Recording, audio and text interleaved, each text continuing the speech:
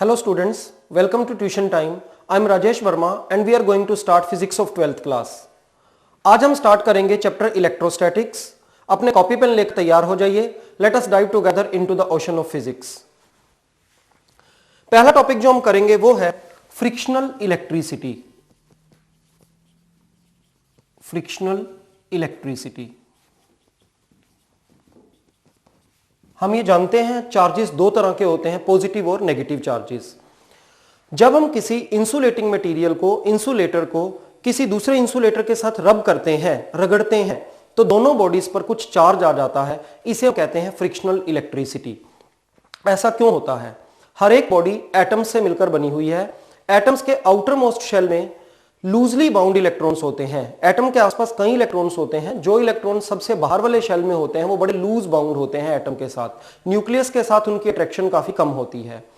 जब हम एक मटेरियल को दूसरे मटेरियल के साथ रब करते हैं, रगड़ते हैं, तो ये इलेक्ट्रॉन्स, बाहर वाले शेल के इलेक्ट्रॉन्स, एक दूसरे में एंटेंगल हो जाते हैं, गुंथ जाते हैं।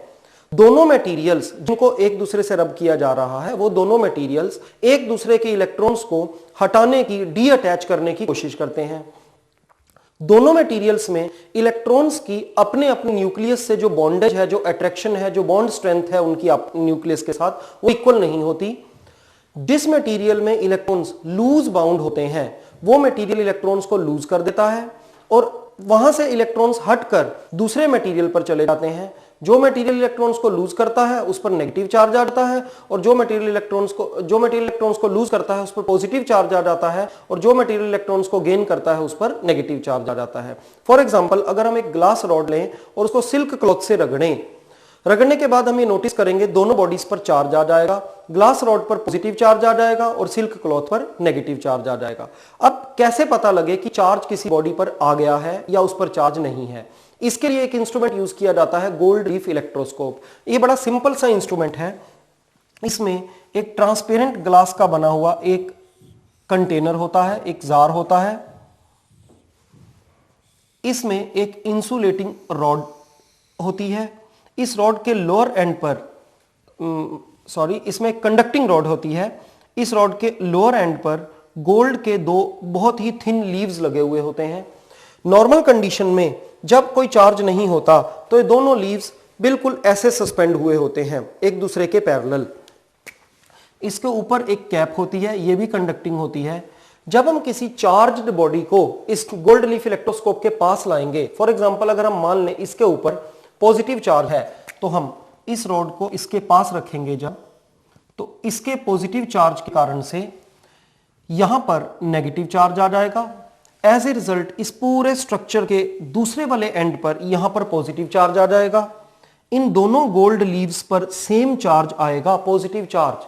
ये दोनों एक दूसरे को रिपेल करेंगे और रिपेल करने के कारण से एक दूसरे से थोड़ा सा दूर हो जाएंगे, थोड़ा सा फैल जाएंगे। तो अगर हम किसी बॉडी को इस गोल्ड लीफ इलेक्ट्रोस्कोप के पास लाते हैं, इसकी इस कैप के पास लाते हैं और नीचे गोल्ड लीव्स में कुछ डिस्टेंस आ जाता है, वो एक दूसरे से थोड़ा परे हट जाते हैं, तो इसका मीनिंग है उस बॉडी पर चार्ज है। और जितना वो ज्यादा एक दूसरे से दूर जाते हैं बॉडी पर, उतना ही चार्ज ज्यादा है। यहां पर गोल्ड के लीव्स इसलिए यूज किए गए हैं क्योंकि gold is the most malleable material और इसके बहुत पतले पतले थिन लीव्स बनाए जा सकते हैं। जितने लीव्स थिन होंगे, जितना उनका वेट कम होगा, चार्ज की रिपल्शन के कारण से उतना ही ज्यादा एक दूसरे से दूर जाएंगे। यह भी हमारे को पता है कि सिमिलर चार्जेस एक दूसरे को रिपेल करते हैं और अपोजिट चार्जेस एक दूसरे को अट्रैक्ट करते हैं। नेक्स्ट हमारा टॉपिक है law of conservation of charges. Law of conservation of charges. यह रूल हमें बताता है किसी आइसोलेटेड सिस्टम पर टोटल चार्ज कांस्टेंट या कंजर्व्ड रहता है। एक आइसोलेटेड सिस्टम क्या है? वो सिस्टम जिसके पार्टिकल्स में आपस में तो इंटरेक्शंस हो रही हैं, बट बाहर से उसको कोई चार्ज ना मिल रहा है, ना यहां से बाहर कोई चार्ज जा रहा है। तो law of conservation of charges कहता है in an isolated system total charge remains constant और कंजर्व्ड। इसका हम एक एग्जांपल देखें। अभी पिछले टॉपिक में हमने पढ़ा, जब हम एक सिल्क क्लॉथ को ग्लास रॉड से रब करते हैं तो एक पर पॉजिटिव चार्ज आ जाता है ग्लास रॉड पर और सिल्क क्लॉथ पर नेगेटिव चार्ज आ जाता है। मान लीजिए ये हमारा सिल्क क्लॉथ है और ये ग्लास रॉड। रब करने से पहले इन दोनों पर कोई चार्ज नहीं है। इस पर भी चार्ज जीरो है, इस पर भी चार्ज जीरो है। तो टोटल इनिशियल चार्ज हुआ 0 + 0 दैट इज इक्वल टू 0। जब हम इन दोनों को आपस में रब करेंगे तो रब करने के बाद ग्लास रॉड पॉजिटिवली चार्ज हो जाएगी। इट मींस ये इलेक्ट्रॉन्स को लूज करेगी। मान लीजिए यहां से इसने 5 इलेक्ट्रॉन्स को लूज कर दिया। हम जब इनको रब कर रहे होते हैं तो दोनों बिल्कुल एक दूसरे के साथ होते हैं, इसलिए ये जो इलेक्ट्रॉन्स लूज करेगी वो इमीडिएटली इस सिल्क क्लॉथ पर ही जाएंगे। तो अगर इसने 5 इलेक्ट्रॉन्स लूज किए हैं, इस पर 5 यूनिट पॉजिटिव चार्ज आया है, तो वो 5 इलेक्ट्रॉन्स ये सिल्क क्लॉथ गेन कर लेगा, तो इस पर 5 यूनिट नेगेटिव चार्ज आएगा। इट मींस अगर आफ्टर रबिंग अगर हम ये पाते हैं सिल्क क्लॉथ पर x यूनिट नेगेटिव चार्ज आया है, तो ग्लास रॉड पर x यूनिट पॉजिटिव चार्ज आएगा। अब टोटल फाइनल चार्ज होगा -x + x that is equal to 0। Final charge भी 0 था, इनिशियल चार्ज भी 0 था। इस पूरे प्रोसेस में ना तो सिस्टम पर कोई चार्ज एक्स्ट्रा आया, ना सिस्टम में से किसी चार्ज का लॉस हुआ। जितना चार्ज पहले था उतना ही चार्ज बना रहा। इसीलिए हम कहते हैं कि on an isolated system total charge remains conserved. Next charge की प्रॉपर्टी है चार्ज इज क्वांटाइज्ड। इसका मतलब क्या है? मिलिकन नाम के साइंटिस्ट ने एक एक्सपेरिमेंट किया, बड़ा फेमस एक्सपेरिमेंट है, मिलिकन्स ऑयल ड्रॉप एक्सपेरिमेंट। इसकी डिटेल्स हमें नहीं पढ़नी है, पर हमें इसकी आउटलाइन से समझनी है। मिलिकन ने अपने एक्सपेरिमेंट में कुछ ऑयल ड्रॉप्स पर चार्ज कैलकुलेट किया। ऑयल ड्रॉप पर चार्ज कैलकुलेट करने के बाद उन्होंने ये पाया कि हर एक ड्रॉप पर जो चार्ज था वो या तो इतना होता है, इतने कूलम, या इतना होता है, या फिर इतना, या इतना, या फिर इतना। ये जितनी भी वैल्यूज मैंने लिखी हैं, इन सब वैल्यूज में ये वैल्यू 1.6 × 10⁻⁻19 कूलम, ये वैल्यू HCF है, हाईएस्ट कॉमन फैक्टर है। इसका मीनिंग है ये माना जा सकता है कि और जितने भी ये चार्जेस हैं ये इसी तरह के चार्ज को मिलाकर बने हुए हैं। फॉर एग्जाम्पल इस वैल्यू में इतना चार्ज 2 बार एग्जिस्ट कर रहा है, इसमें 3 बार एग्जिस्ट कर रहा है, इसमें 5 टाइम्स एग्जिस्ट कर रहा है, इसमें 10 टाइम्स एग्जिस्ट कर रहा है। मिलिकन ने ये ऑब्जर्व किया कि मिलिकन ने जिन जिन ड्रॉप्स पर चार्ज को कैलकुलेट किया वो सभी चार्जेस इस वैल्यू का इंटीग्रल मल्टीपल आए। इस वैल्यू को 1e से रिप्रेजेंट किया जाता है, that is charge on 1 electron. और बाकी सभी जो चार्जेस यूनिवर्स में कहीं पर भी एग्जिस्ट करते हैं वो इस वैल्यू का इंटीग्रल मल्टीपल होते हैं। किसी भी बॉडी पर चार्ज या तो 1e हो सकता है, या 2e हो सकता है, या 3e हो सकता है, या 4e हो सकता है। सिमिलरली ne हो सकता है, where n is a natural number, n may be 1 2 3 and so on. कभी भी ऐसा नहीं होता कि किसी बॉडी पर चार्ज 3.17 × E हो या 2.51 × E हो, चार्ज फ्रैक्शन या 3/7 ऑफ E हो या 15/8 ऑफ E हो। चार्ज कभी भी इस वैल्यू के फ्रैक्शंस में एग्जिस्ट नहीं करता, चार्ज इस वैल्यू के इंटीग्रल मल्टीपल की फॉर्म में एग्जिस्ट करता है। This is called quantization of charge. Quantization of charge means all the charges present in this universe anywhere are integral multiple of a small quantity called 1 electronic charge whose value is 1.6 × 10⁻⁻19 coulomb. अगर हम charge और मास का comparison करें तो charge 2 तरह का होता है, पॉजिटिव भी हो सकता है और नेगेटिव भी हो सकता है, जबकि मास केवल एक ही तरह का होता है। चार्ज पार्टिकल्स एक दूसरे को अट्रैक्ट भी कर सकते हैं, रिपेल भी कर सकते हैं डिपेंडिंग ऑन देयर नेचर, जबकि मास या मास वाले पार्टिकल्स एक दूसरे को केवल अट्रैक्ट ही करते हैं। एक डिफरेंस और है, अगर किसी पार्टिकल की वेलोसिटी इंक्रीज होती है तो उसका मास इंक्रीज होता है। आइंस्टीन की इक्वेशन है mass at any velocity is rest mass divided by √1 - v²/c²। यहां c वेलोसिटी ऑफ लाइट है और v वेलोसिटी ऑफ पार्टिकल है। जैसे जैसे ये v पार्टिकल की वेलोसिटी इंक्रीज होगी, ये पूरा फैक्टर भी इंक्रीज होगा। ये फैक्टर 1 में से सब्ट्रैक्ट हो रहा है, इसलिए डिनोमिनेटर कम होता जाएगा। एज ए रिजल्ट जैसे जैसे v इंक्रीज करेगा, इस पोर्शन का, इस एक्सप्रेशन का डिनोमिनेटर डिक्रीज होगा। डिनोमिनेटर डिक्रीज होने का मीनिंग है ओवरऑल जो रिजल्ट है वो रिजल्ट इंक्रीज हो जाएगा। फाइनल रिजल्ट ये निकला, जैसे जैसे पार्टिकल की वेलोसिटी इंक्रीज होती है मास भी उसका इंक्रीज होता जाता है। पर चार्ज के साथ ऐसा नहीं होता, charge is independent of velocity. Velocity बढ़ने पर भी चार्ज बॉडी का उतने का उतना ही रहता है। इस चैप्टर का नाम इलेक्ट्रोस्टैटिक्स है। ऐसा इसलिए है क्योंकि हम इसमें स्टैटिक चार्जेस को, स्टेशनरी चार्जेस को डील कर रहे हैं। स्टेशनरी चार्जेस की प्रॉपर्टीज को हम इसमें पढ़ रहे हैं। अभी हमने पढ़ा था conservation of charges. It means एक आइसोलेटेड सिस्टम पर टोटल चार्ज कांस्टेंट रहता है। इसका मैं एक दो एग्जांपल आपको और बताना चाहूंगा। एक रिएक्शन होती है annihilation of matter. Annihilation of matter. इस रिएक्शन में एक इलेक्ट्रॉन और एक पॉजिट्रॉन जब कंबाइन होते हैं तो एनर्जी प्रोड्यूस होती है in the form of gamma rays. Reaction होने से पहले इन इलेक्ट्रॉन्स के इलेक्ट्रॉन और पॉजिट्रॉन के आपस में कंबाइन होने से पहले इनिशियल चार्ज है यहां पर -1 और यहां पर +1। इनिशियल चार्ज टोटल 0 है। फाइनल चार्ज Q फाइनल 0 है। इनिशियल और फाइनल चार्जेस की वैल्यू सेम है। ऐसा नहीं हुआ कि रिएक्शन होने के बाद चार्ज बढ़ गया हो या कम हो गया हो, जितना है उतना ही रहा। बिल्कुल इसके अपोजिट एक रिएक्शन होती है, उस रिएक्शन को कहते हैं पेयर प्रोडक्शन।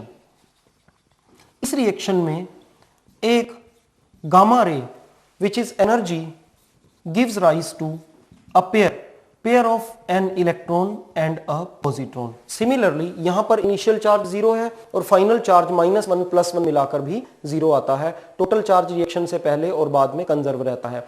बाई चांस जो मैंने आपको 3 एग्जांपल्स दिए हैं, तीनों में ही इनिशियल चार्ज भी 0 है, फाइनल चार्ज भी 0 है। पर आपने जूनियर क्लासेस में एक रिएक्शन पढ़ी है, जब यूरेनियम को न्यूट्रॉन से बम्बार्ड करते हैं तो as result barium and krypton produce होते हैं और 3 न्यूट्रॉन्स प्रोड्यूस होते हैं। आप इस रिएक्शन को लिखकर सबस्क्रिप्ट में जो चार्जेस लिखे हुए हैं रिएक्टेंट्स के और प्रोडक्ट्स के, उनका इंडिविजुअल टोटल कर देखिएगा। रिएक्टेंट्स का टोटल चार्जेस और प्रोडक्ट का टोटल चार्जेस, इनका वैल्यू बिल्कुल सेम आती है। तो law of conservation of charges her type की रिएक्शन में यूजफुल होता है, हर टाइप की रिएक्शन में लगता है। नेक्स्ट टॉपिक जो हम पढ़ने जा रहे हैं वो है Coulomb's law in electrostatics. Coulomb's law in electrostatics.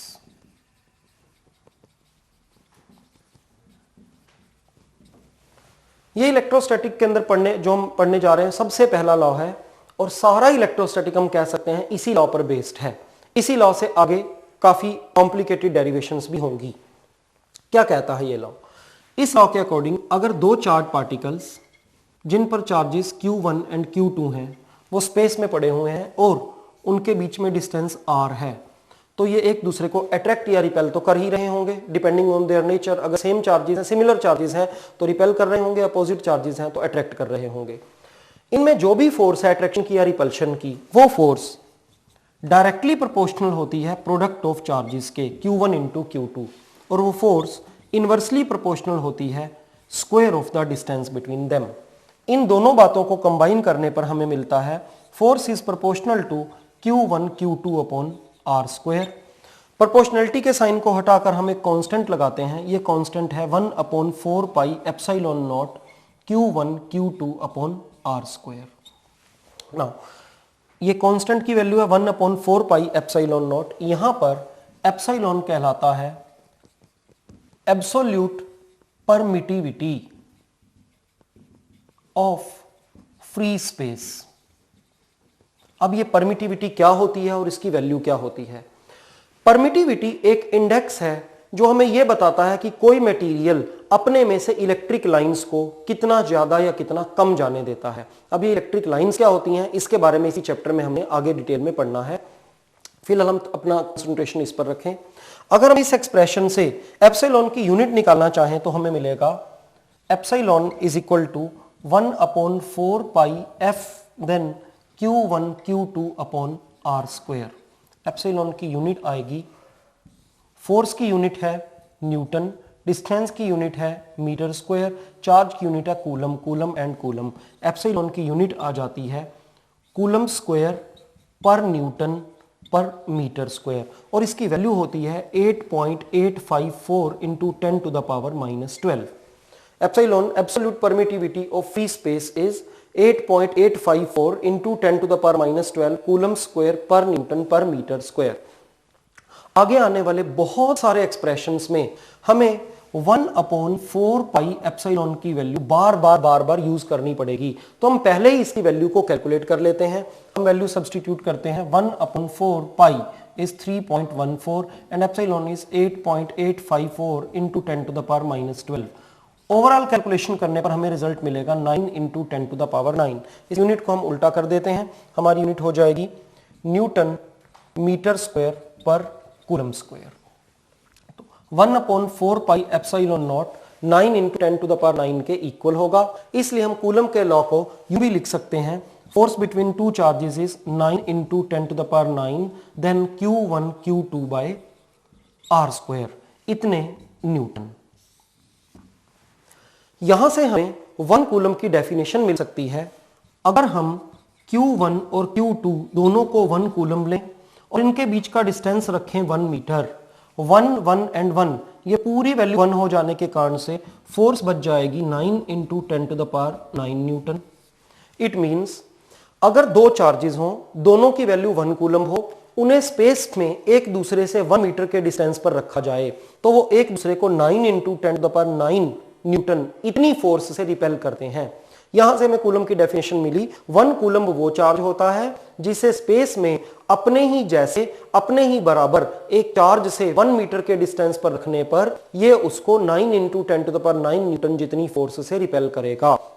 1 coulomb is that much charge which when placed in space at a distance of 1 meter from an equal and similar charge will repel it by a force of 9 into 10 to the power 9 Newton.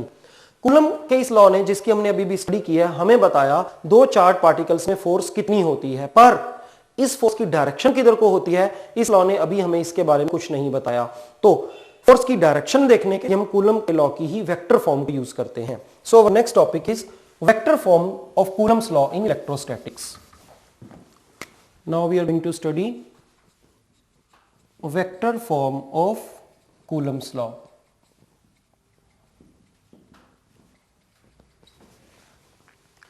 दो charge particles हैं हमारे पास Q1 and Q2। हम मान लेते हैं दोनों charge particles positive हैं।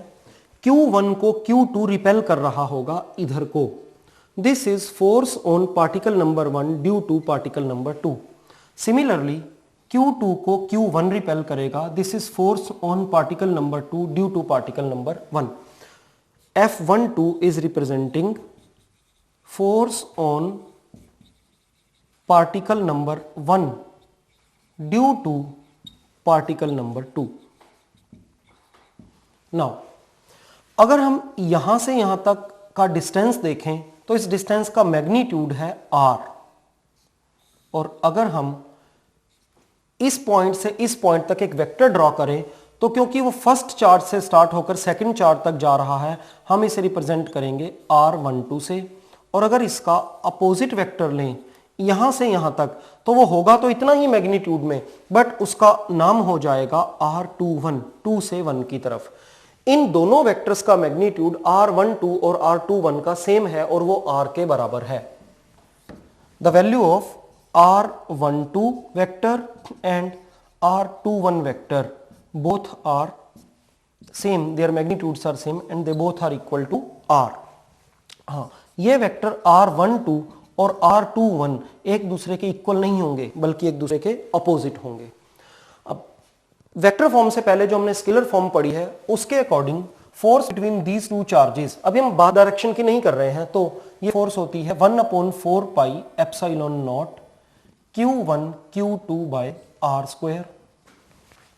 अगर इस फोर्स को हमने एक वेक्टर क्वांटिटी में एक्सप्रेस करना है तो ये पूरा एक्सप्रेशन, ये पूरा पोर्शन भी एक वेक्टर होना चाहिए। इसके लिए हम इसको एक यूनिट वेक्टर से मल्टीप्लाई करते हैं। मान लो हम फोर्स कैलकुलेट करना चाहते हैं 1 2 मींस चार्ज नंबर 1 पर चार्ज नंबर 2 के कारण से लगने वाली फोर्स। पार्टिकल 1 पर 2 के कारण से जो फोर्स लग रही है वो फोर्स इस डायरेक्शन में है। आप डायग्राम को देखें तो वो फोर्स इधर को है, तो इधर की फोर्स को रिप्रेजेंट करने के लिए जो यूनिट वेक्टर होना चाहिए उसकी डायरेक्शन भी इधर को होनी चाहिए। तो इन दोनों वेक्टर्स में से आप देखें तो ये वाला वेक्टर r21 जो है इसकी डायरेक्शन इधर से इधर को है। इट मींस जब हम F12 को रिप्रेजेंट करेंगे तो हम वेक्टर r2 यूज करेंगे। सिमिलरली F21 जो कि इधर को है इसकी डायरेक्शन में वेक्टर r12 है, तो F21 को जब रिप्रेजेंट करेंगे तो r12 यूज होगा। फिलहाल हम फोर्स 1-2 को कैलकुलेट कर रहे हैं, तो इसके साथ यूनिट वेक्टर 2-1 मल्टीप्लाई होगा, 1/4 pi epsilon naught Q1 Q2 by R square. ये तो था मैग्नीट्यूड। अब हमने इसको मल्टीप्लाई करना है एक यूनिट वेक्टर से। यूनिट वेक्टर के लिए ऊपर हम कैप लगाते हैं, और हमने अभी भी देखा F12 में हम यूज करेंगे 2-1 को। अब जूनियर क्लासेस में 11th में हमने ये पढ़ा था कि vector R21 will be vector R1 minus vector R2, और अभी अभी हमने देखा है कि R21 का मैग्नीट्यूड R के इक्वल है। और तीसरी बात, किसी भी यूनिट वेक्टर को लाने के लिए उसी वेक्टर को उसके मैग्नीट्यूड से डिवाइड किया जाता है। इन 3 रूल्स को हम अभी यूज करते हैं। हम इस लॉ को थोड़ा सा मॉडिफाई करेंगे। सबसे पहले तो हम इस R21 यूनिट वेक्टर की जगह पर vector R21 divided by magnitude of R21 लिखते हैं। तो F12 बन गया 1/4 pi epsilon naught Q1 Q2 by R square. Unit vector R21 की जगह हम लिख रहे हैं vector R21 divided by magnitude of vector R21। ये जो R स्क्वायर लिखा हुआ है, इसमें इस R को मैग्नीट्यूड ऑफ R21 भी लिखा जा सकता है, मैग्नीट्यूड ऑफ R12 भी लिखा जा सकता है। इसके साथ मिक्सअप किया जा सके इसलिए हम मैग्नीट्यूड ऑफ R21 इसे लिखते हैं। लॉ में थोड़ी सी और मॉडिफिकेशन हो गई। F12 को अब हम लिख सकते हैं 1/4 pi epsilon naught Q1 Q2 vector R21। इसकी जगह पर हम लिख सकते हैं R21 के मैग्नीट्यूड का स्क्वायर, और ऑलरेडी वहां पर R21 का मैग्नीट्यूड पहले से है। ये दोनों मिलाकर हो जाएंगे R21 के मैग्नीट्यूड का cube. So we get F12 is 1/4 pi epsilon naught Q1 Q2 upon R21 के मैग्नीट्यूड का cube multiplied by vector R21। अब जैसा कि मैंने आपको बताया, वेक्टर R21 को हम लिख सकते हैं R1 माइनस R2। इसे यहां पर पुट करने पर फॉर्मूले में थोड़ी और मॉडिफिकेशन हो जाएगी और हमें मिलेगा F12 is equal to 1/4 pi epsilon naught Q1 Q2 by R1 minus R2 magnitude cube, और इस R21 की जगह पर फिर R1 माइनस R2। ये फाइनल फार्मूला हुआ coulomb law in vector form का, जो दो चार्जेस के बीच में लगने वाली फोर्स का मैग्नीट्यूड तो बताता ही बताता है, साथ ही साथ उसकी डायरेक्शन भी बताता है। अब अगर हमको इसी तरह से F21 को कैलकुलेट करना होता तो बिल्कुल यही फॉर्मूला यूज हो जाता, चेंज किया जाता 1/4 pi epsilon naught Q1 Q2 की जगह हम Q2 Q1 लिखते, और R1 माइनस R2 की जगह R2 minus R1 magnitude cube लिखते, और साथ ही साथ R1 माइनस R2 की जगह R2 माइनस R1 वेक्टर ये लिखा जाता। इन एक्सप्रेशंस में ये जो पोर्शन है यहां से यहां तक का, ये एक स्केलर क्वांटिटी है। इसको वेक्टर फॉर्मेट इस चीज के कारण से मिलता है, इस पोर्शन के कारण से मिलता है। तो ये जो पोर्शन है इन दोनों रिजल्ट्स में R1 माइनस R2 और दूसरे रिजल्ट में R2 माइनस R1 है, ये वैल्यू इसका नेगेटिव है, ये वैल्यू इसका नेगेटिव है। इसलिए हम कह सकते हैं कि F12 will be negative of F21, but their magnitudes will be same. Magnitude of F12 will be equal to magnitude of F21. दो चार्जेस एक दूसरे पर बिल्कुल इक्वल फोर्स लगाएंगे, बट उन फोर्सेस डायरेक्शन बिल्कुल अपोजिट होगी। आज की क्लास में हमने 12th की फिजिक्स को स्टार्ट किया। पहले चैप्टर इलेक्ट्रोस्टैटिक्स के शुरू के कुछ टॉपिक्स को पढ़ा। मुझे उम्मीद है मैंने जो आपको पढ़ाया वो आपको समझ में आया होगा। फिर भी यदि कोई दिक्कत रह जाती है तो आप इस प्रोग्राम को टीवी पर बार बार देख सकते हैं, इस सीडी को मंगाकर बार बार यूज कर सकते हैं। जो भी कुछ डेरिवेशंस मैंने यहाँ पर, बड़ी सिंपल सी डेरिवेशन थी, अभी तो स्टार्टिंग थी, मैंने की, उनको आप अपने हाथ से करना, बार बार करना जब तक कि आपको वो रट ना जाए। इसके बाद अगली क्लास में हम लोग इलेक्ट्रिक फील्ड के बारे में पढ़ेंगे, इलेक्ट्रिक डायपोल के बारे में पढ़ेंगे। ये चैप्टर काफी लंबा है और काफी ज्यादा इंपॉर्टेंट है, एग्जाम्स के वेटेज के हिसाब से भी इसकी काफी अच्छी वैल्यू है, तो आप इसको बड़े ध्यान से करते रहिएगा। नेक्स्ट क्लास में फिर मिलेंगे, तब तक के लिए गुड बाय।